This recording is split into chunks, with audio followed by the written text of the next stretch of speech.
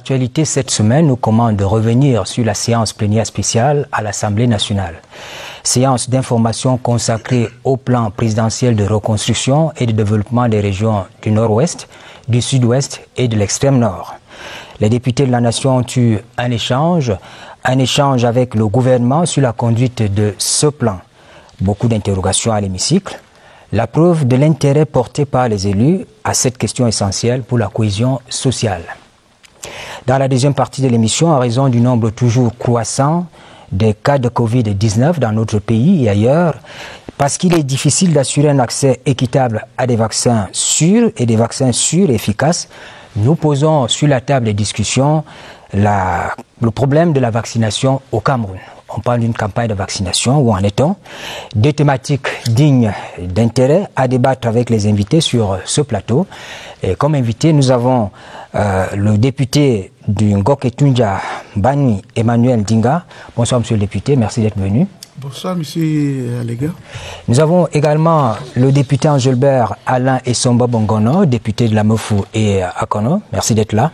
Merci de m'avoir invité, je salue vos téléspectateurs. Et du côté de la presse, vous avez Joe Tiemoncho, journaliste CRTV Radio. Bienvenue, Joe. Merci, c'est vrai.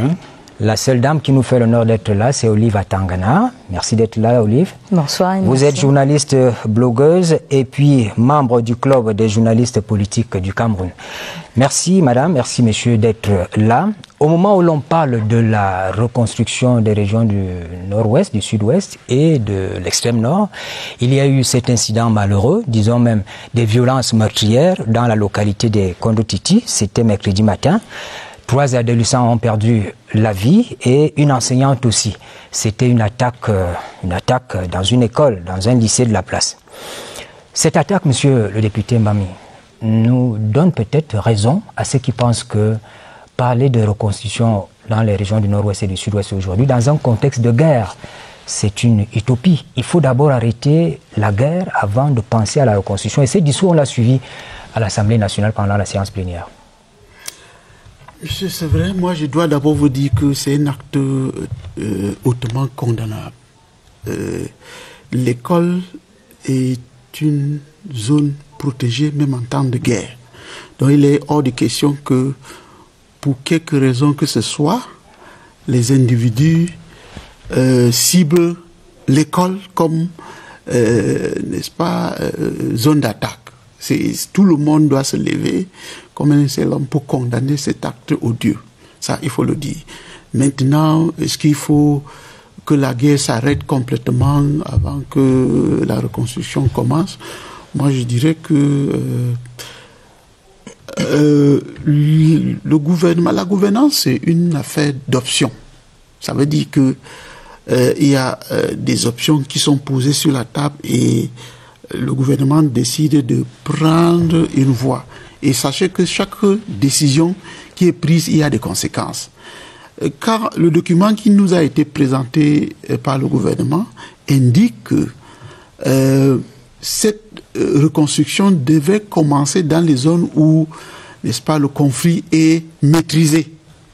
Donc, malheureusement, à Kondotiti, ce n'est pas la première fois. Il y a régulièrement des attaques là-bas. Si ce n'est pas un chef traditionnel, là, c'était une école. Certainement, certainement. Moi, je dis, bon, vous savez, tout le monde est focalisé sur le plan présidentiel de reconstruction et de développement, mais ce sont des instruments qui ont été inspirés à partir du grand dialogue national qui a été organisé. C'est parmi des recommandations qui ont été faites par les participants à ces grands dialogues. Donc il y avait, parmi tant d'autres, il y avait la création de centres de désarmement et de réintégration. Centre DDR. Oui, DDR. Il y avait la création de la commission de bilinguisme, ainsi de suite, j'en passe.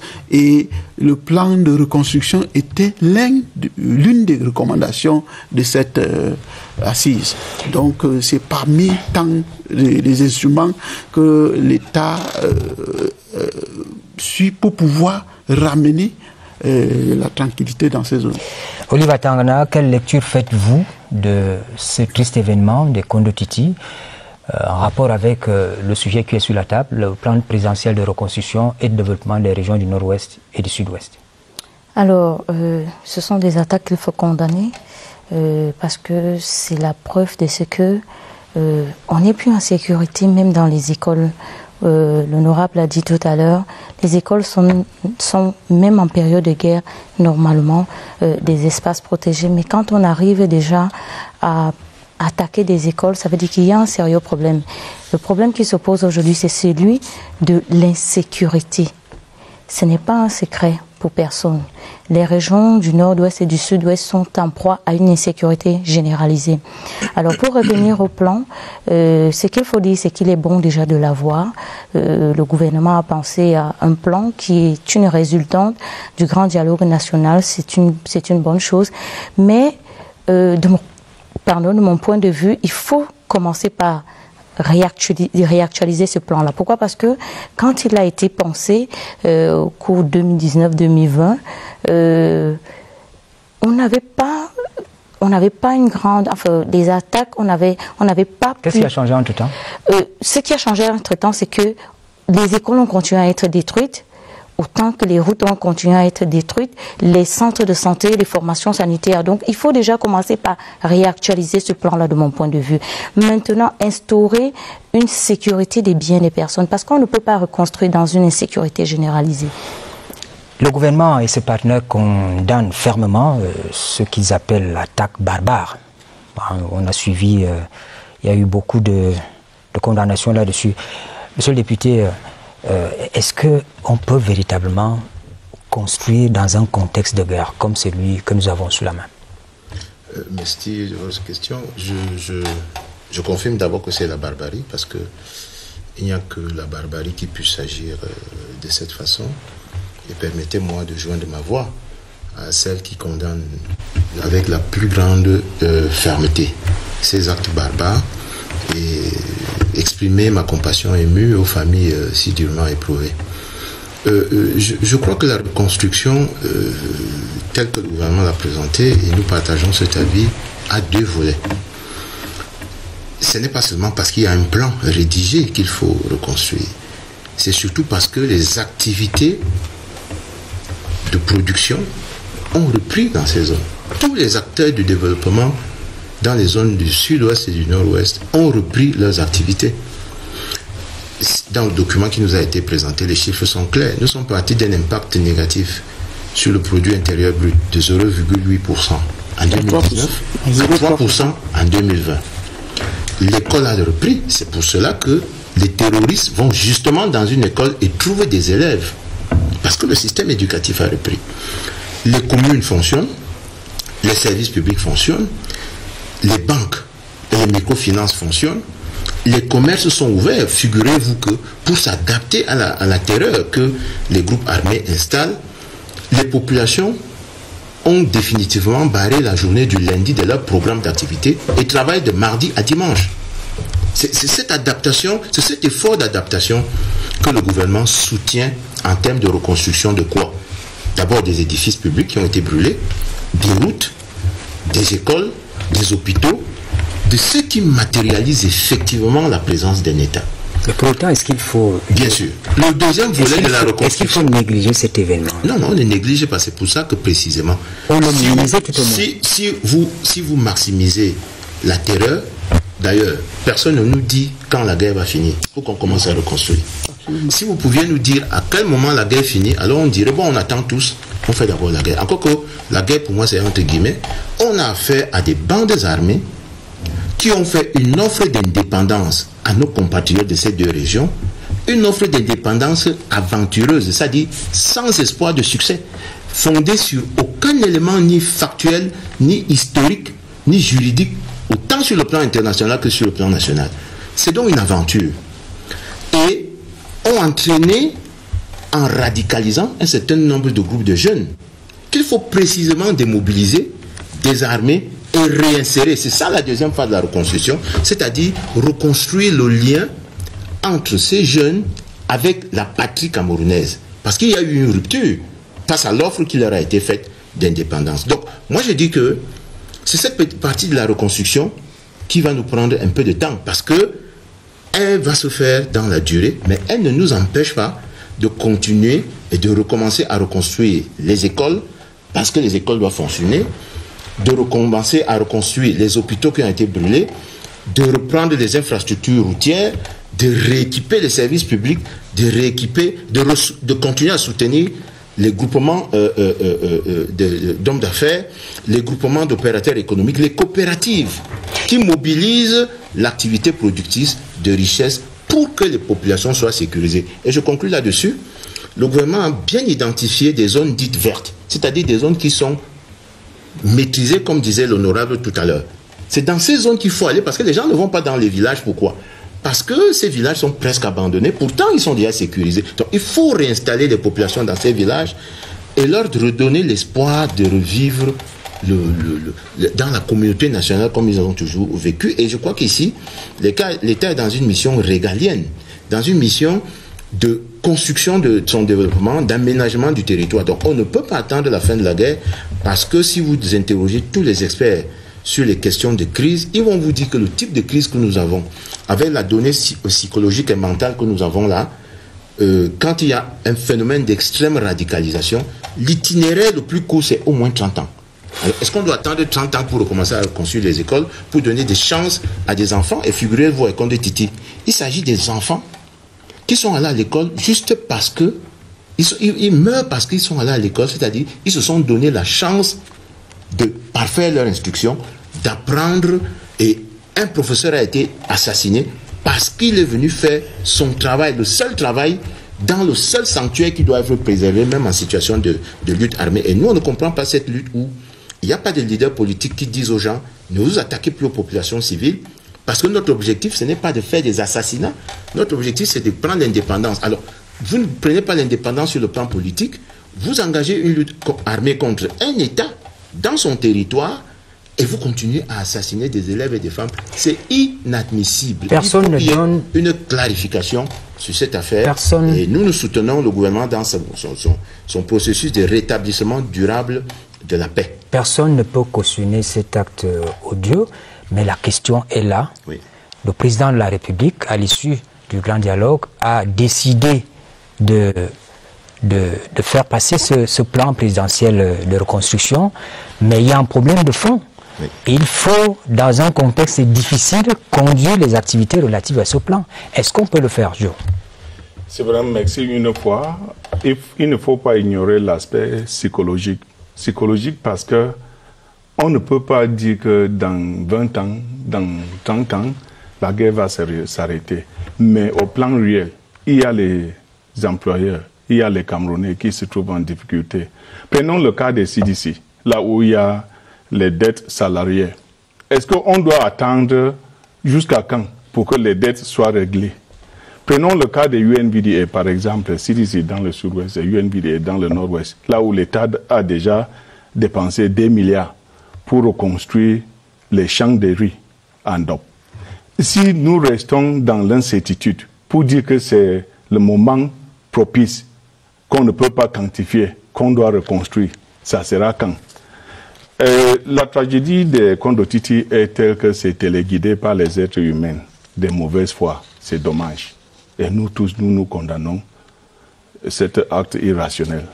Mais je dois dire que c'est juste pour effrayer la population. Il faut installer la peur. Ce n'est pas la première fois, oui, pour installer la peur. Et les enfants sont déterminés à aller à l'école. C'est un droit fondamental. Et sans l'école, on ne peut pas quantifier ce que l'avenir a pour chacun d'entre nous ou pour chaque enfant. Alors, vous qui venez de ces régions, l'honorable Mbami et Joe, est-ce que, quand on parle de ce plan, c'est depuis 2019 qu'on en parle, est-ce que matériellement, sur le terrain, on commence à ressentir les effets?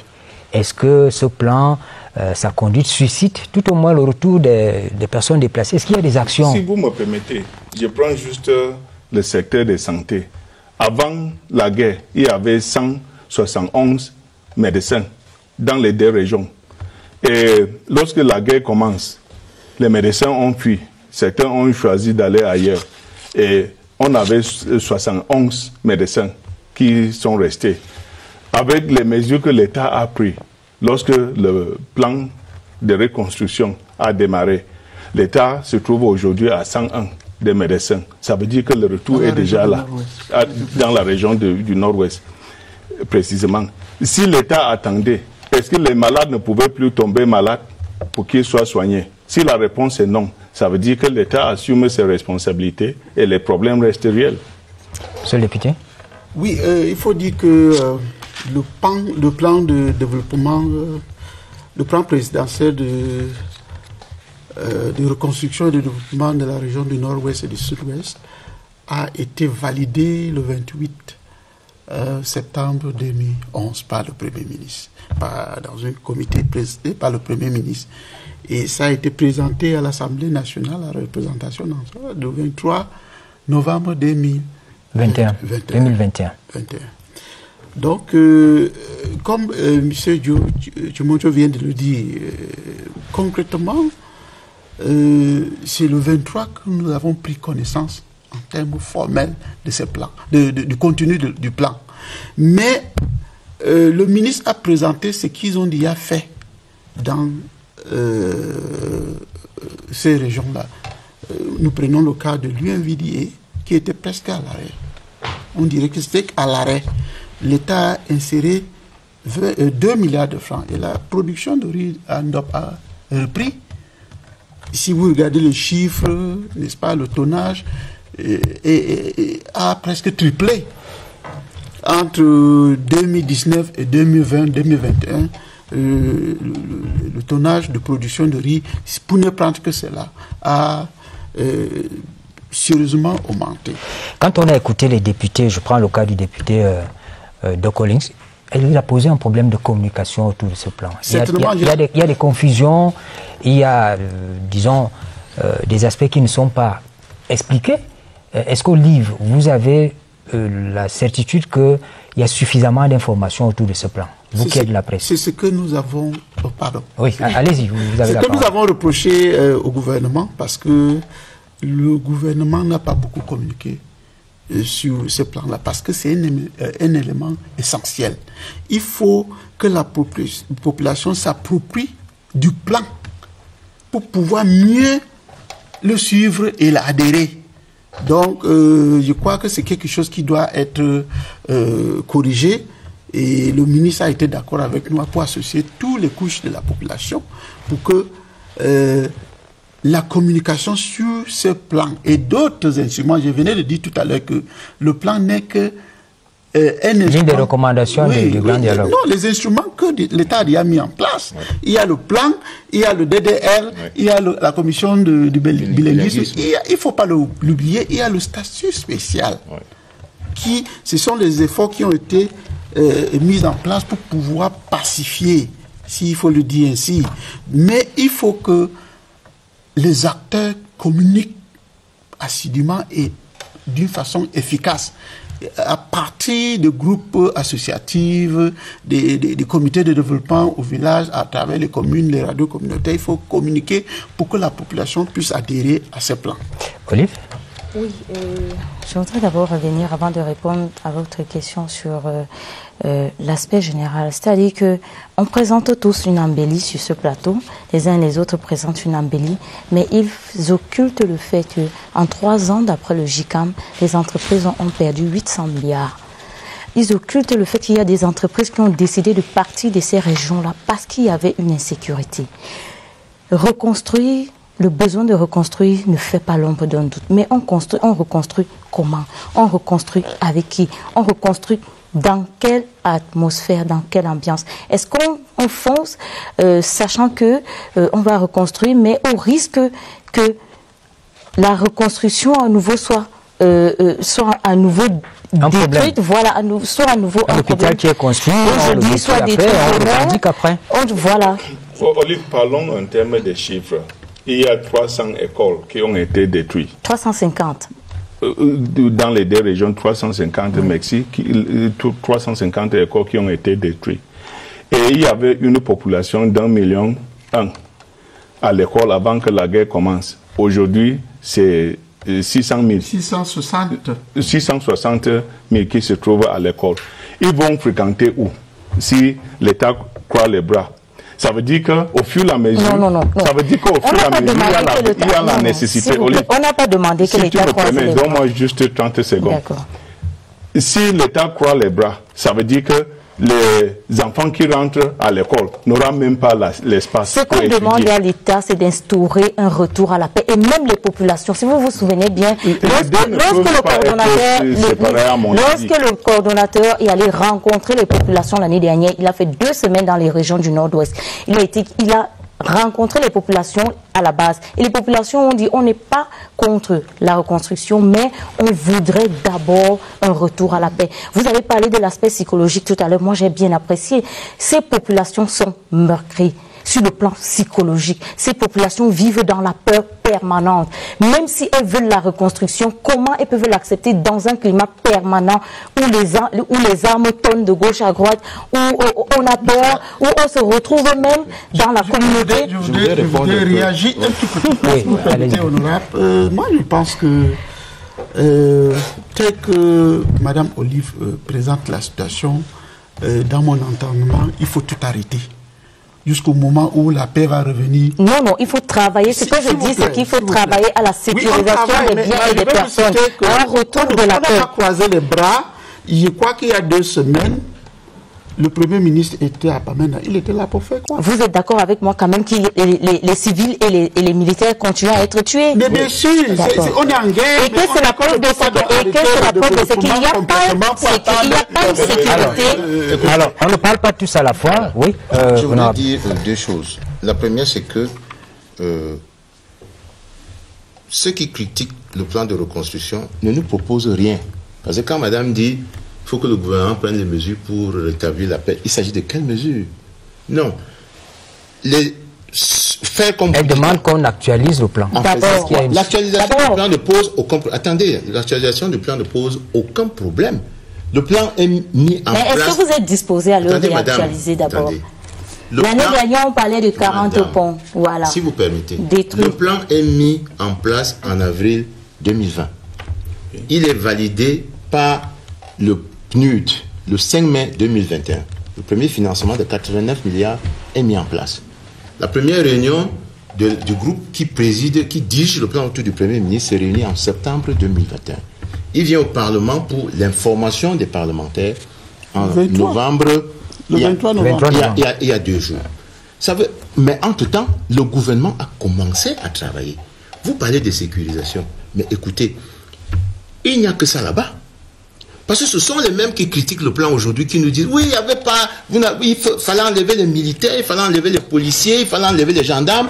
Je vous dis que il faut distinguer la reconstruction du système productif, des infrastructures, de la reconstruction mentale et psychologique. Ce que vous décrivez là, le climat d'insécurité là, il existe dans toutes les régions du Cameroun. Alors, vous savez le nombre de crimes qu'il y a dans les autres régions. Attendez que je conclue, parce que c'est très important. Donc, il n'y a aucune alternative. La seule alternative possible, c'est que si on fait comme on nous dit là, la terreur va augmenter. Pour attirer les populations, les rassurer, déconstruire l'idée que déjà vous avez fait une offre meilleure, il faut reconstruire massivement. C'est pour cela que le gouvernement n'hésite pas. Et nous disons qu'il n'y aura jamais assez de gendarmes pour sécuriser toutes les écoles. La sécurité est d'abord civile. Ça veut dire quoi? C'est un sentiment, c'est un ressenti. Le fait que je sois voisin de mon frère ici doit être une réalité pacifique. Alors, mais on n'a pas des situations où... Attendez, je voudrais qu'on conclue là-dessus. Oui, vous imaginez ça, et j'illustre pour que les gens comprennent bien.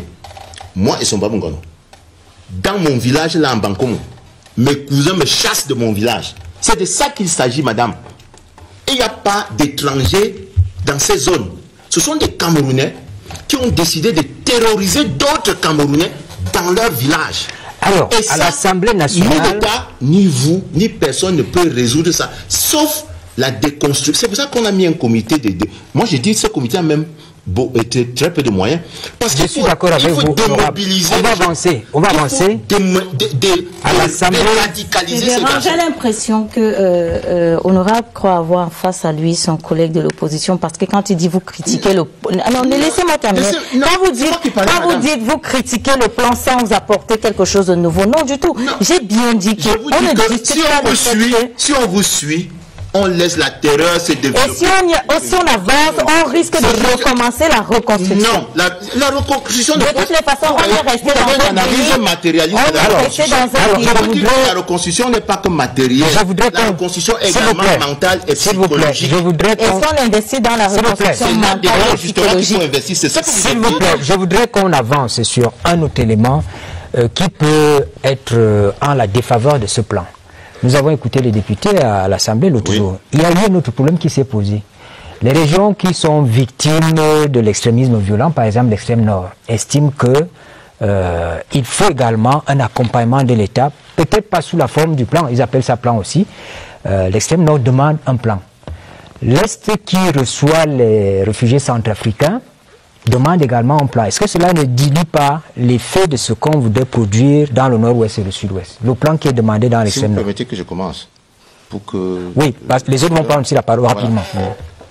Le profil du conflit dans l'extrême nord est différent. Parce que dans l'extrême nord, précisément, l'indicateur majeur sur lequel le gouvernement s'est fondé pour repousser Boko Haram, c'est justement l'élément psychologique. Parce que très rapidement, la clarification s'est faite. Les populations ont dit nous ne sommes pas Boko Haram. Et ce qui retarde le plan dans l'extrême nord, et qui est venu même le compliquer, parce qu'on a commencé à reconstruire là-bas aussi, c'est les changements climatiques. Parce que l'État a dû mettre en place un mécanisme du fait des rapports qui viennent du fait que la commission du bassin du lac Tchad avait travaillé suffisamment sur un plan qui implique le Nigeria, le Niger, le Tchad et le Cameroun, qui sont les pays membres de la CBLT. Et les Nations Unies et un certain nombre de partenaires techniques et financiers ont recommandé la prise en compte des changements climatiques qui pourraient annihiler tous les efforts de reconstruction, notamment en ce qui concerne le secteur agro-pastoral, qui est le secteur le plus dynamique dans cette zone. Donc ce n'est pas le même type de conflit. En revanche, et je suis un peu d'accord avec vous là-dessus, qu'il n'y a pas encore un document, et d'ailleurs les collègues qui ont posé le problème ont fort opportunément demandé au ministre, mais le ministre a donné un chiffre. L'estimation de reconstruction de l'extrême nord est de l'ordre de 1810 milliards de francs. Honorable, il faut préciser qu'avant l'entrée dans ce studio, moi j'ai lu un document qui vient de la présidente, qui instruit le Premier ministre de prendre des mesures pour mettre en place... Peut-être que vos collègues ne l'avaient pas sous la main, parce qu'ils ont posé le problème, un plan de reconstruction de l'extrême nord. Donc le problème est-ce que dans le fond, il faut poser ce problème de cette manière-là? Bon, vous savez, les députés de l'extrême nord représentent les populations. Oui. S'ils le posent, ça veut dire que ça les tient à cœur. C'est une réalité. Donc, et le président de la République, qui est le garant de toute la République, a répondu en donnant l'instruction au Premier ministre de réfléchir dans le sens de mettre en place rapidement un plan de reconstruction de l'extrême nord. Si vous me permettez, c'est une attitude à la camerounaise. Je l'ai dit parce que c'est une tendance de tirer la couverture envers toi sans penser à ton voisin. Combien des élites, combien de citoyens camerounais qui viennent de l'extrême nord n'arrivent pas à rentrer chez eux aujourd'hui? Si vous voulez comparer la situation qui prévoit dans les deux régions. Mais ils vivent quand même un phénomène qui est réel depuis 2014. Mais en termes de poids, comment tu peux peser les dés? Il y a 5 ans, beaucoup des élites de nord-ouest et sud-ouest, il s'agit même des chefs traditionnels. Vous vous rappelez que le porte-parole de l'Assemblée nationale a demandé ses collègues, les chefs traditionnels, de trouver la possibilité de rentrer pour restaurer la paix. Est-ce que cela est faisable sans l'ordre public? La réponse est non. Donc, en termes de poids, ça ne pèse pas équitablement. Il ne fallait pas comparer l'incomparable. Du tout. Vous savez, je m'inscris en faux contre ce raisonnement, parce qu'on ne peut pas aujourd'hui refuser à une région de demander son plan de reconstruction. On ne peut pas. le faire. Laissez-moi terminer. Laissez-moi terminer. Honorable, laissez-moi terminer. Laissez-moi terminer, honorable. Voilà, laissez-moi terminer, honorable. J'aimerais bien que vous alliez dans ces régions-là. Vous allez voir le niveau de pauvreté des populations. J'ai été là-bas. Voilà, j'aimerais bien... Non, il ne s'agit pas de faire un tour, de faire des missions d'une journée, à la différence d'honorable qui, lui, il a été là-bas pendant de longs mois, pendant de longues années. J'aimerais que vous y allez et que vous vivez la réalité de ces populations. S'il vous plaît. Il n'est pas question de faire des comparaisons, parce que sur cette base-là, je pourrais aussi vous dire que le nord-ouest et le sud-ouest ne subissent pas, par exemple, une crise humanitaire. Voilà, on ne peut pas comparer. Mais je dis, acceptons que chaque région, acceptons également la région du nord-ouest de réclamer son plan de reconstruction. Pourquoi? Parce que c'est depuis 2014 que ces populations sont en proie à Boko Haram. C'est depuis des années que 74% de la population vit sous le seuil de la pauvreté. C'est depuis des années que cette population-là vit une crise humanitaire sans précédent, des catastrophes naturelles avec des inondations, des ruptures de pont. Voilà. Donc, on ne peut pas aujourd'hui dire c'est un effet de mode, c'est parce que le voisin, on veut tirer la couverture. Non, ce n'est pas ça. La région de l'extrême nord est en droit également de réclamer son plan de reconstruction. Heureusement que le chef de l'État l'a instruit en 2000. Et nous allons justement écouter le coordonnateur, oui, tout à l'heure, nous allons écouter le coordonnateur du plan présidentiel de reconstruction des régions du nord-ouest et de l'extrême nord, le ministre Paul Tazon, qui, face aux députés, a donné un ensemble d'éléments qui permettent de comprendre que ce plan, il est en voie. On va l'écouter.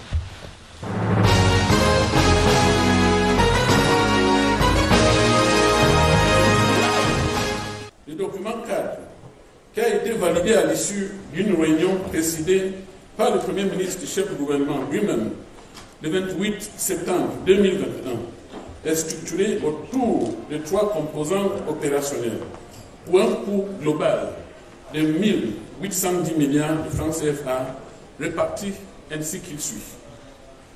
Composante 1, reconstruction, 136 milliards. Il s'agit de reconstruire les infrastructures détruites par Boko Haram et d'achever les projets abandonnés dans la région de l'extrême nord. Dans la même veine, l'accès aux infrastructures socio-économiques sera amélioré dans le but de réduire le déficit criard que connaît cette région dans ces domaines. Composante 2, développement des infrastructures, 1587 milliards. Il est question ici de poursuivre le projet en cours et de lancer d'autres projets d'envergure, en mettant un accent particulier sur les projets réalisés avec le concours de nos partenaires techniques et financiers. Certains projets de cette composante sont d'ores et déjà en cours d'exécution, à l'instar du PROLAC, du pont Yabwa-Bongor et de certains projets du Planète. De même, les activités du Peace Building Fund sont réalisées par le programme des Nations Unies pour le développement dans les départements de Mayo-Sava, de Mayo-Tchanaga et du Logon-Echari. Composante 3e. Appui aux activités socio-économiques et adaptation au changement climatique. Coût 87 milliards. Cette composante vise à accompagner les populations dans leurs activités génératrices de revenus, afin d'améliorer leurs conditions de vie, promouvoir la gestion durable de l'environnement en vue de renforcer la résilience de ces populations face aux effets néfastes des changements climatiques.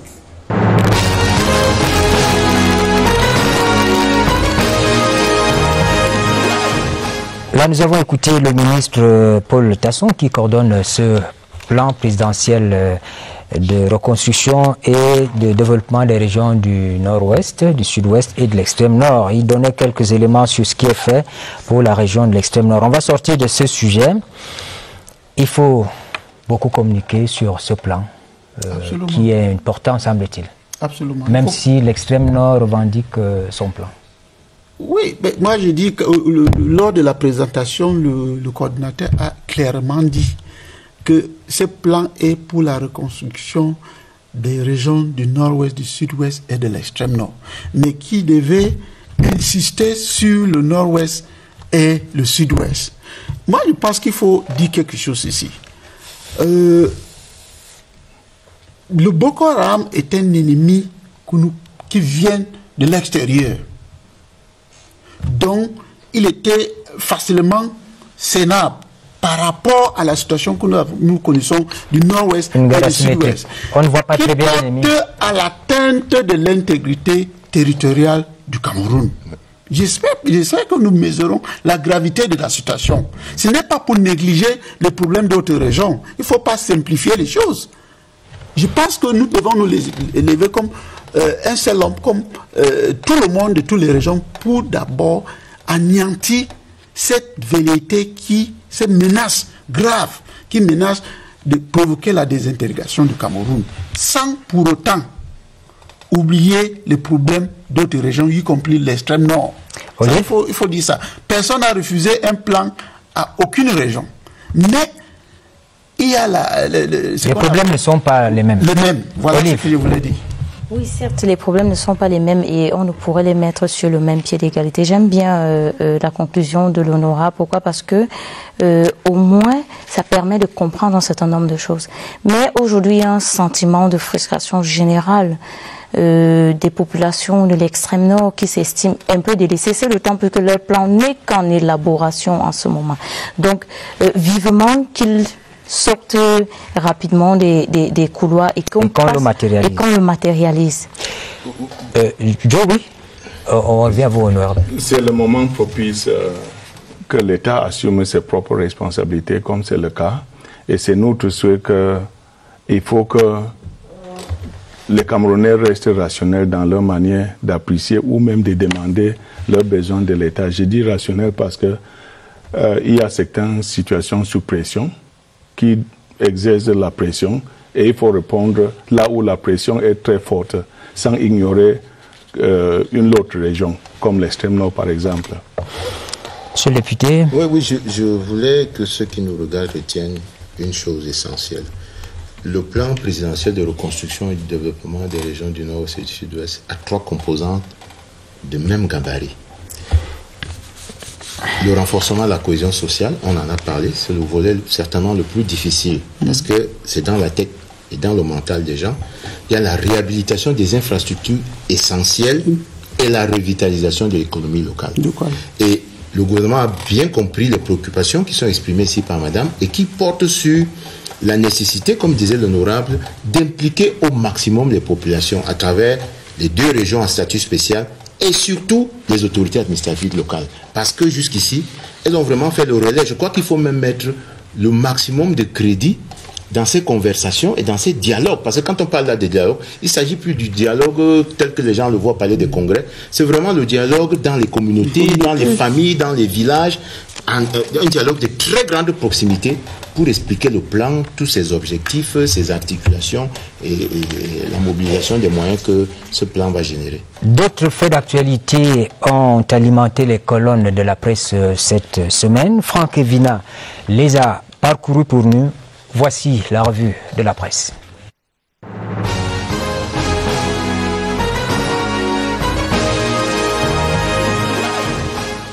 L'intolérable Aïkondo Titi. L'anecdote livre le récit du massacre d'élèves et d'enseignants au lycée bilingue de cette ville du département du Ndian. 5 décès causés par des terroristes sécessionnistes déterminés à mettre le chaos dans les régions du nord-ouest et du sud-ouest. Avec sa une aux couleurs de deuil, Mutation s'indigne face à la barbarie. Selon The Guardian Post, ces sécessionnistes n'ont plus rien d'humain. À en croire le journal Le Jour, outre le lycée bilingue, 2 autres établissements des Kondo-Titi avaient été pris pour cible. Un nouveau massacre qui rappelle à la nouvelle expression celui de Kumba, il y a 1 an. Des horreurs qui suscitent l'indignation générale, comme l'indique Le Jour. Sur le terrain de la CAN Total Énergie, Cameroun 2021, une nouvelle polémique. Suite à une correspondance au sujet du stade Olembe, Défi Actuel parle d'un ultimatum donné par la CAF.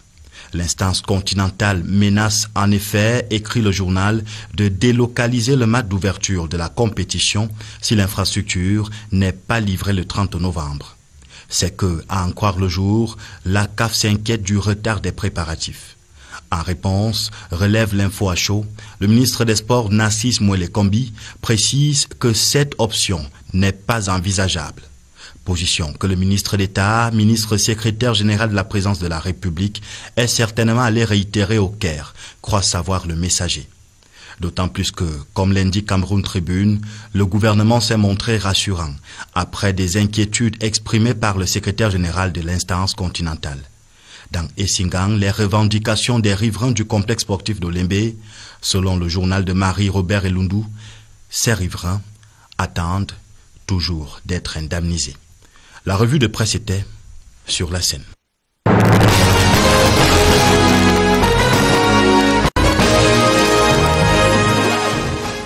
Merci beaucoup Franck Evina. Dr Tchokfe Shalom Doula nous a rejoint. Il est médecin de santé publique, secrétaire permanent du PEV, le programme élargi de vaccination. Merci d'être là.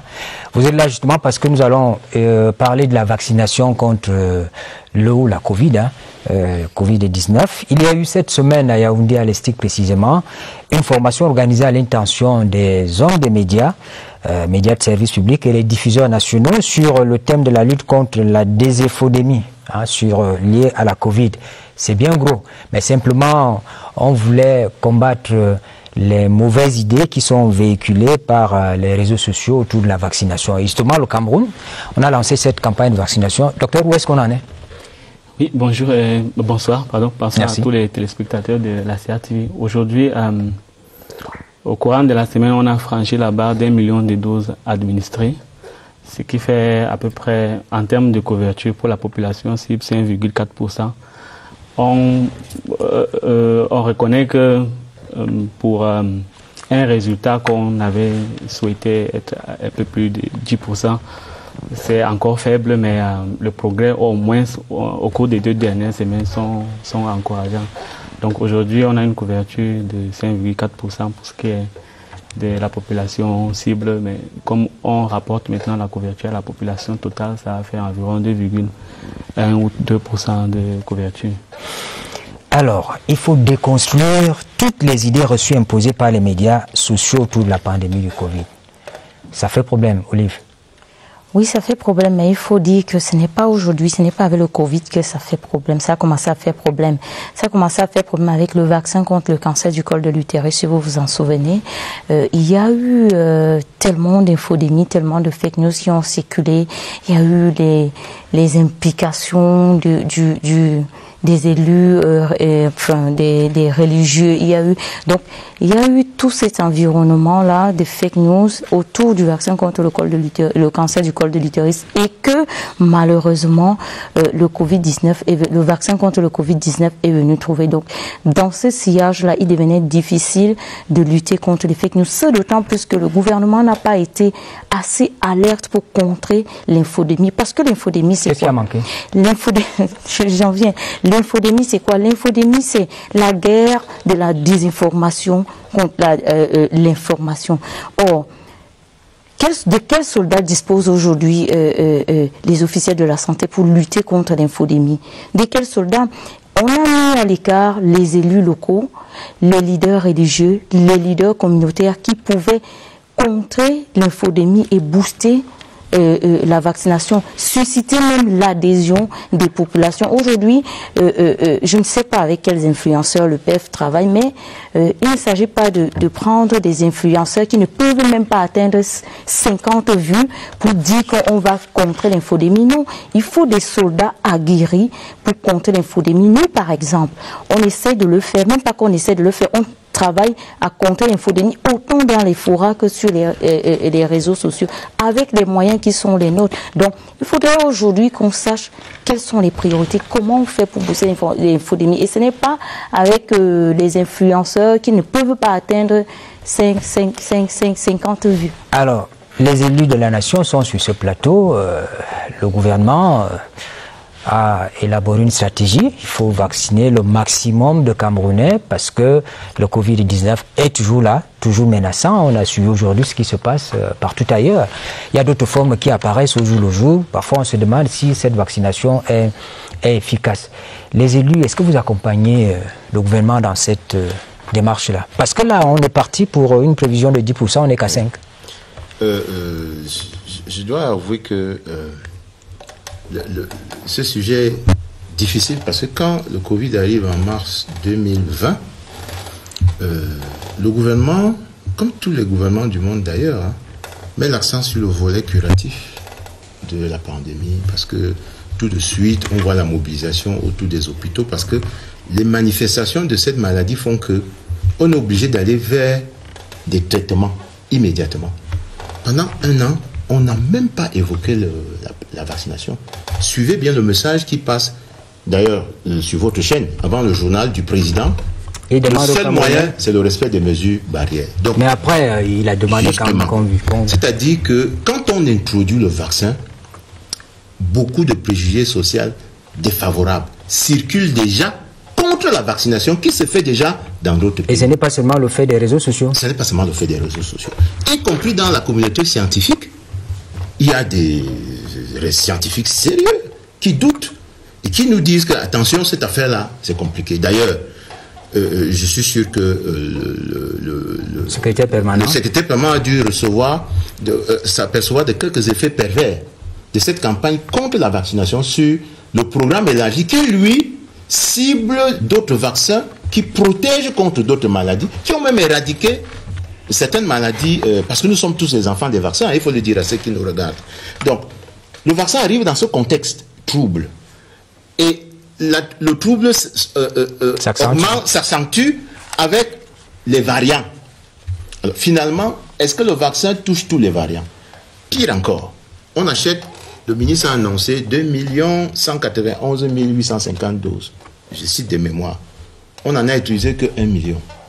Question. Comment on conserve les autres? Est-ce que le moment venu... Mais est-ce qu'on peut nous donner la garantie quand même que les équipes de vaccination... Ça, c'est des questions que les populations se posent. Je vous assure que quand vous regardez, moi je suis dans une circonscription rurale, je vous assure que j'ai 4 hôpitaux à Konongoumou, Bikom, Bankomo. On vaccine là-bas. Ben monsieur, allez essayer de vous faire vacciner là-bas. Donc, c'est compliqué cette histoire de vaccin. Ce n'est pas encore tout à fait démocratisé.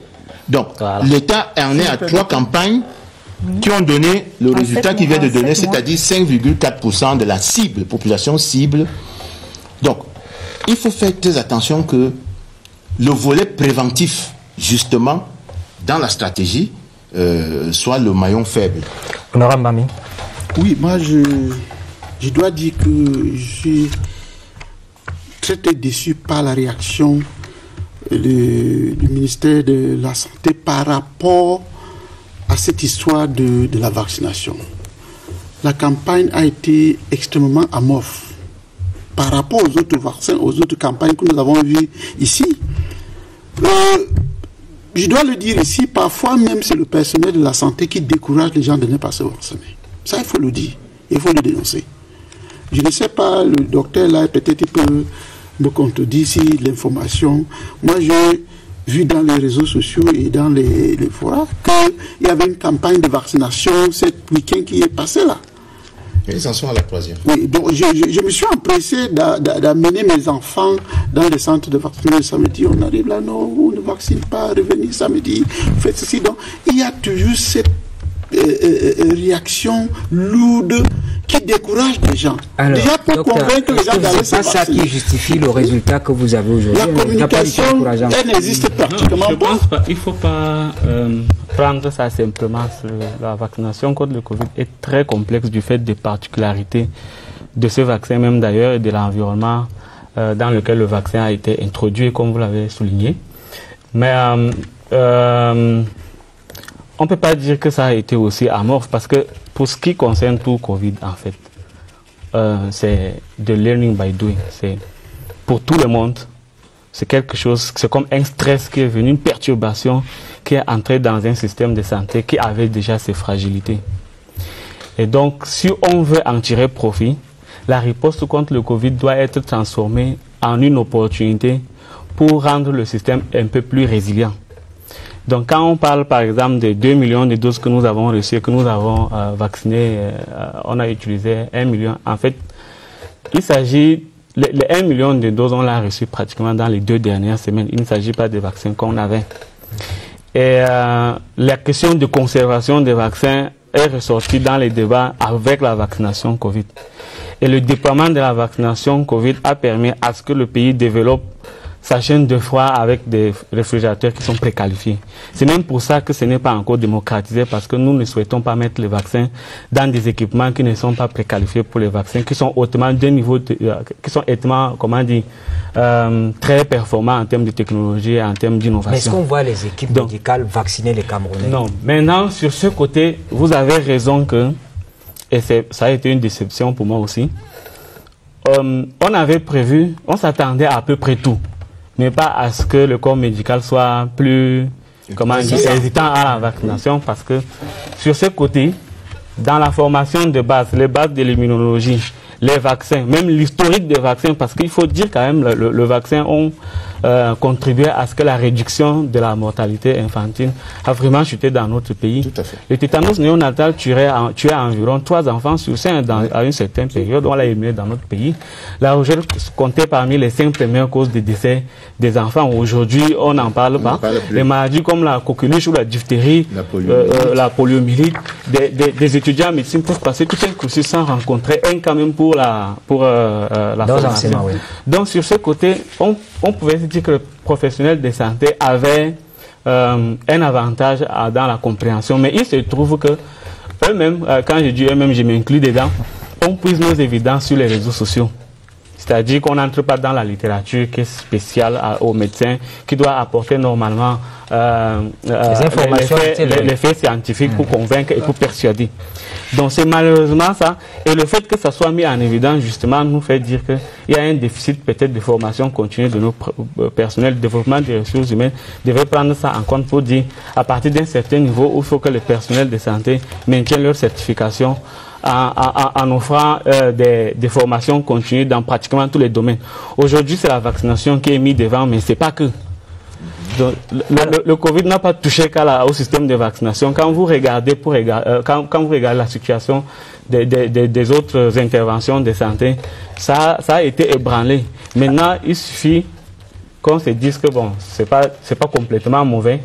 Ça a permis d'améliorer la communication. Il faut améliorer la communication. Je voudrais vous prendre un petit exemple pour vous montrer comment il faut améliorer la communication. Alors, sur le compte Twitter du ministre, le ministre a tweeté, et puis un internaute est allé lui demander « Bonjour, monsieur le ministre, notre pays dispose-t-il d'un vaccin à dose unique? Si oui, lequel ?»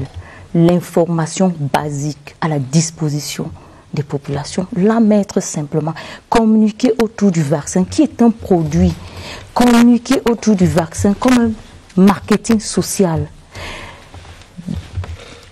déterminer, identifier par où l'infodémie arrive et disposer des soldats aguerris pour contrer l'infodémie. Je pense que ce qu'elle dit là a été aggravé. Vraiment, je vous dis ça pour vous, docteur, et pour ceux qui nous regardent, pour que vous voyez avec vos collègues. Bon, vous n'êtes pas dans la spécialisation Covid, vous êtes dans le programme élargi de vaccination et vous gérez le vaccin Covid qui s'ajoute aux autres. Et vous avez bien fait de rappeler des maladies qui ont été éradiquées de la surface de la Terre et du Cameroun grâce au vaccin, parce que nous, on a été vaccinés.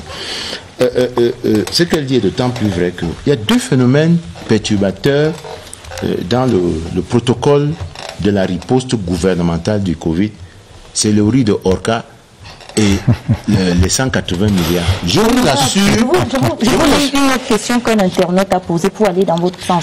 Maintenant, on attend des éclaircissements sur l'argent du Covid. Bon, ben, c'est pas le sujet ce soir. Le sujet, je vous explique. Je suis d'accord avec vous. Je suis d'accord, mais c'est pas le sujet. Attendez que je vous explique pourquoi. Vous allez comprendre pourquoi c'est le sujet.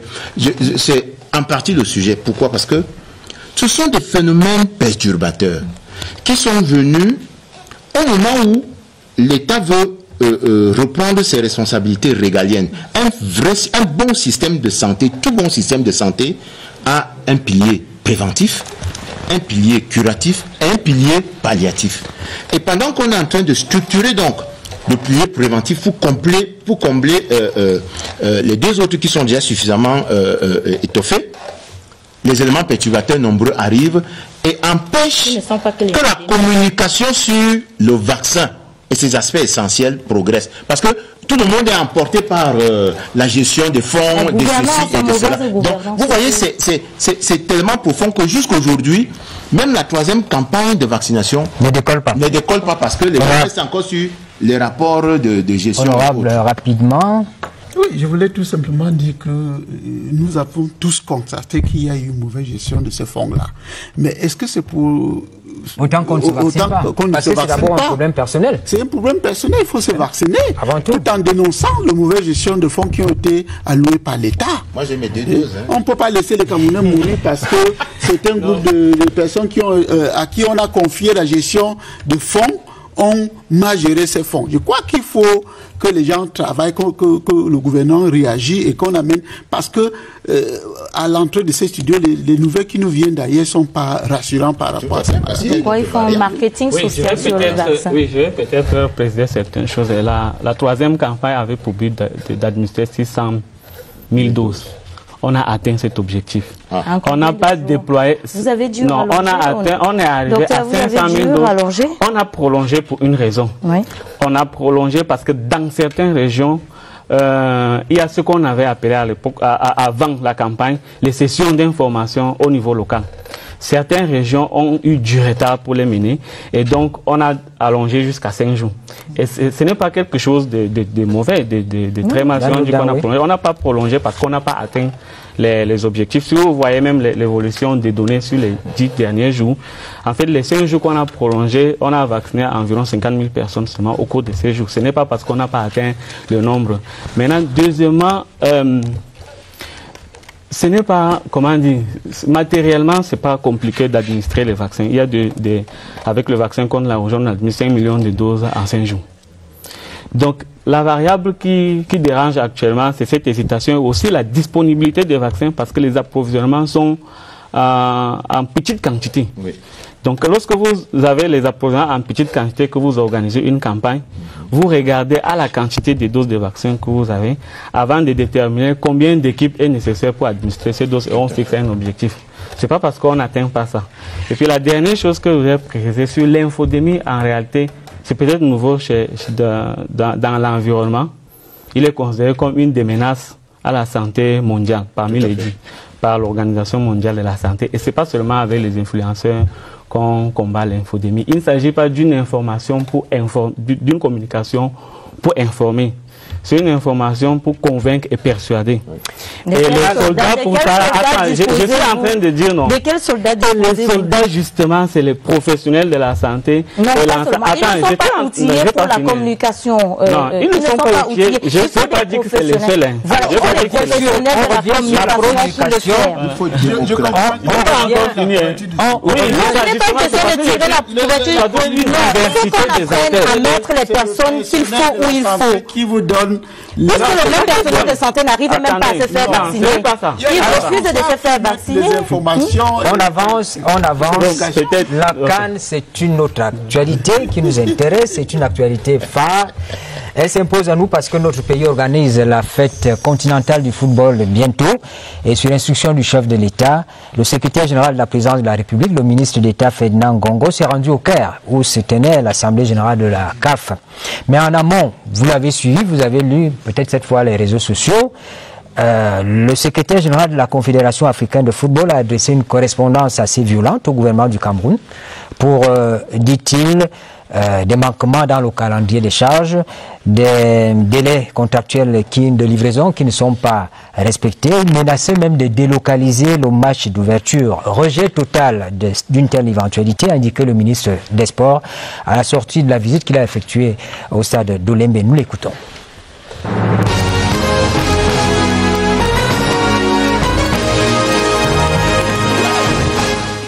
La cérémonie solennelle d'ouverture est prévue au complexe sportif d'Olembe et non ailleurs.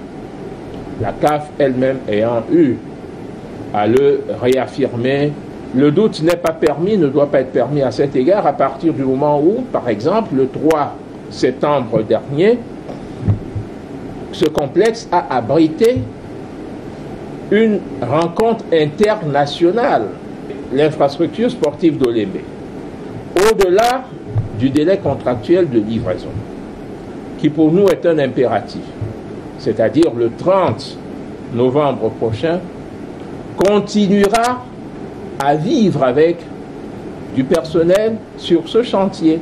Techniquement, au-delà de ce délai contractuel, il y aura des équipes de travail pour assurer les ajustements, pour assurer la maintenance, pour assurer les mises en service continues permanentes et les vérifications nécessaires. Le président vient de dire à tout le monde, on se retrouve au mois de janvier au Cameroun. Ce n'est pas pour aller faire boire des verres, c'est pour aller participer à un événement africain, la Coupe d'Afrique des Nations. On va faire des choses propres à l'ordre. Si les conditions sanitaires nous permettent d'avoir ce qu'on souhaite tous, le stade plein, on va le faire. Si ça ne nous permet pas, on va discuter avec des autorités locales. Comment décider. Donc le 9 janvier, c'est le premier match d'ouverture de... Je vous l'invite à ce match.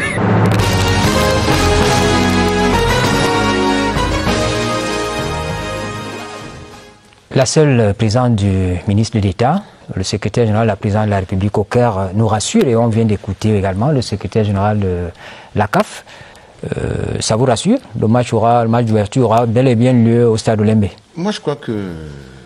je suis rassuré. Je crois que ceux qui nous regardent le sont aussi. Mais quand on voit tous les efforts que le gouvernement a déjà fait pour avoir ces infrastructures, on est quand même étonné qu'on demande encore de faire des choses. Je crois que l'essentiel pour un match de football d'ouverture est fait à Olembe. L'aire de jeu. On n'a pas besoin de piscine pour ça. Donc, bon, mais ça fait partie du cahier des charges. Vous êtes engagé à faire toutes ces choses-là. On s'est engagé à leur donner, pas un complexe, on s'est engagé à leur donner un stade pour ça. Bon, donc, moi, je ne suis pas un grand spécialiste de ces questions, mais je crois que ces infrastructures sont quand même à un niveau qui peut permettre de faire ce match d'ouverture et le match de clôture. On a vu bien pire ailleurs. Hein. On a vu une grande Coupe du Monde se dérouler dans un grand pays. Et les chantiers étaient encore en train de se faire jusqu'à la finale. Donc, on peut le faire, moi, je pense. Alors, on espère que le match aura bel et bien lieu au stade Olembe, en principe. Moi, je le crois. Je n'ai pas de doute. Je crois que nous avons mis tout ce qu'il fallait pour que cette fête de football soit la plus belle d'Afrique. Et je pense que les petits manquements qu'on a constatés par-ci, par-là, doivent être corrigés sous peu. Donc, moi, je n'ai pas d'inquiétude à me faire là-dessus. Dernier arrêt de notre programme, les unes du lundi. Nous allons retrouver Daniel Menanga dans l'un des studios du centre de production. Bonsoir, Daniel. Bonsoir Séverin, bonsoir à vos invités, aux téléspectateurs également. On va prolonger le débat de ce soir dans les unes du lundi aujourd'hui. Et pour commencer, on a Cameroun Tribune qui parle donc de la 3e session ordinaire à l'Assemblée nationale, les grandes lignes. Organisation de la Cannes Total Énergie 2021, comme vous le disiez tout à l'heure, résorption des crises sanitaires et sécuritaires, poursuite de la reconstruction des régions en crise, ce sont entre autres les principales actions envisagées par le gouvernement et contenues dans le programme économique, financier, social et culturel présenté vendredi dernier à l'Assemblée nationale par le Premier ministre, chef du gouvernement. On va poursuivre avec l'économie report, avec l'espoir qu'on va également le voir en préselect. Nord-Ouest, Sud-Ouest, les 17 propositions des députés pour la reconstruction. Budget 2022, les priorités du gouvernement. Le programme économique, financier, social et culturel du Cameroun a été présenté vendredi dernier à l'Assemblée nationale par Joseph Dion Ngouté, Premier ministre. EcoNews, à propos du même sujet, il dévoile également les grandes enveloppes défendues respectivement par les ministres des Travaux publics, celui de l'éducation, des enseignements secondaires, de la défense, de l'eau, de l'énergie, de la santé, de l'éducation de base, de l'habitat et du développement urbain.